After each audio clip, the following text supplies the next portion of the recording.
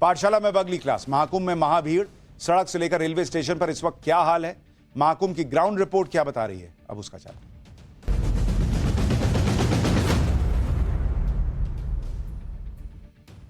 इस देश में सनातन को लेकर जो आस्था है वो हर सवाल पर भारी पड़ रही है। आप देखिए कि महाकुंभ अब खत्म होने वाला है, 9 दिन बचे, फिर भी भीड़ खत्म नहीं हो रही है। जो लोग कह रहे थे कि अमृत स्नान खत्म होने के बाद भीड़ घट जाएगी, वो गलत साबित हो गए।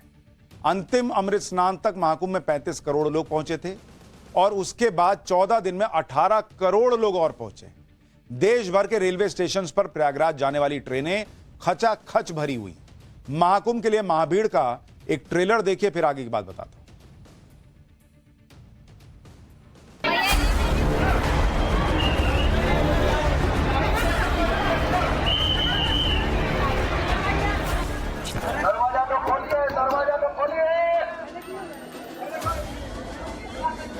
ये दरवाजा खोलिए।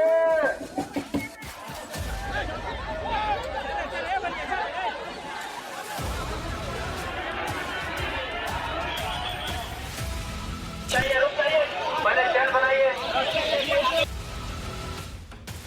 इधर से कोई नहीं आएंगे, इधर से कोई नहीं चलेंगे।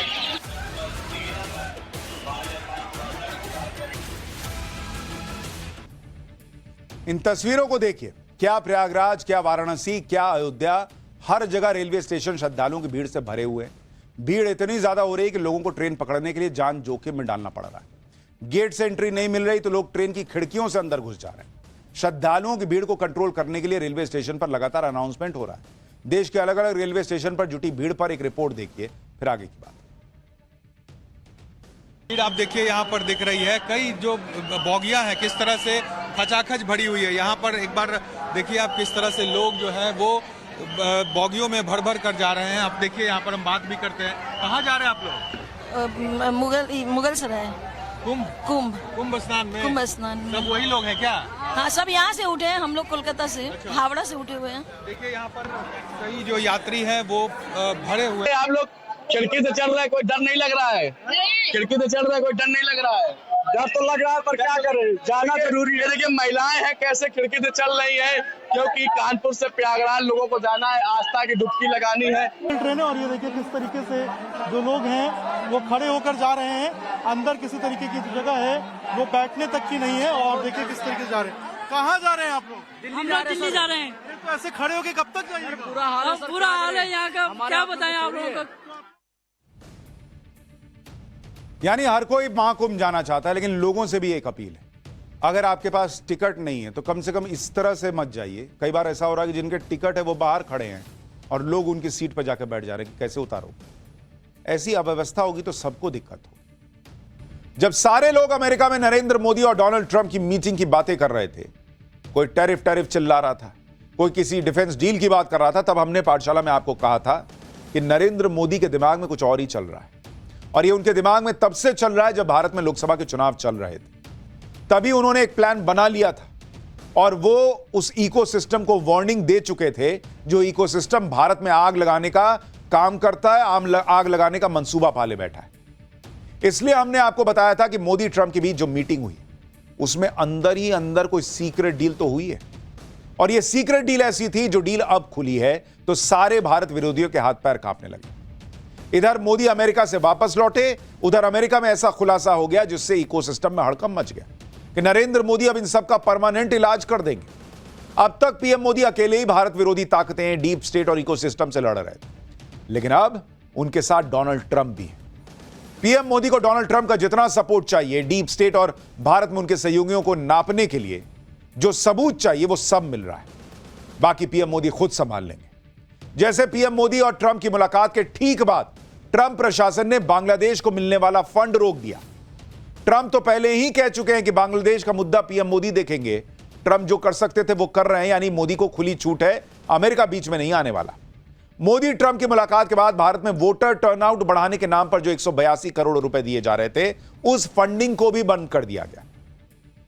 यानी भारत विरोधी इकोसिस्टम के खिलाफ पीएम मोदी और ट्रंप की जंग तेज हो चुकी है, सिर्फ शुरू नहीं हुई है, अब यह रफ्तार पकड़ रही है। फंडिंग रुकवाकर पीएम मोदी ने पहला वार कर दिया है। धीरे धीरे सबका चैप्टर क्लोज होगा। सबका नंबर आएगा बॉस, हमने आपको पहले ही कहा था। लेकिन ये अचानक एक दिन में नहीं हुआ। नरेंद्र मोदी के दिमाग में ये बहुत पहले से चल रहा था कि इन सब का इलाज करना पड़ेगा, वरना भारत को अगर विकसित राष्ट्र बनाना है तो ये लोग हमेशा तमाशा करेंगे। कभी यहां धरने पर बैठेंगे, कभी वहां आग लगाएंगे, कभी कुछ तमाशा, कभी कोई टूल किट आएगी। ये ऐसे चलना नहीं है बॉस। आप सोचेंगे कि इनको झाड़ देंगे हो जाएगा, नहीं बॉस, ये दीमक की तरह है, फिर चढ़ेंगे फिर खाएंगे। मैंने लोकसभा चुनाव के दौरान जब प्रधानमंत्री नरेंद्र मोदी का इंटरव्यू लिया था, उसी इंटरव्यू में पीएम मोदी ने साफ कह दिया था कि भारत विरोधी इकोसिस्टम का Narendra Modi full and final कर देंगे। एक बार आपको याद दिलाता हूं कि नव भारत के कैमरे पर मेरे इंटरव्यू में पीएम ने इकोसिस्टम के सवाल पर क्या जवाब दिया था, फिर आपको बताता हूं कि आज कौन सी फाइल खुली है। मुझे लगता है कि ये विरोध और ये जो तीव्रता है, इसकी उम्र 4 जून तक है। 4 जून के बाद न उनकी हैसियत होगी, न उनका हौसला होगा। सिर्फ और सिर्फ मेरे देश की ताकत होगी, मेरे देश का सामर्थ्य होगा, मेरे देश के लोकतंत्र का सामर्थ्य होगा, मेरे देश के 140 करोड़ नागरिकों का सामर्थ्य होगा।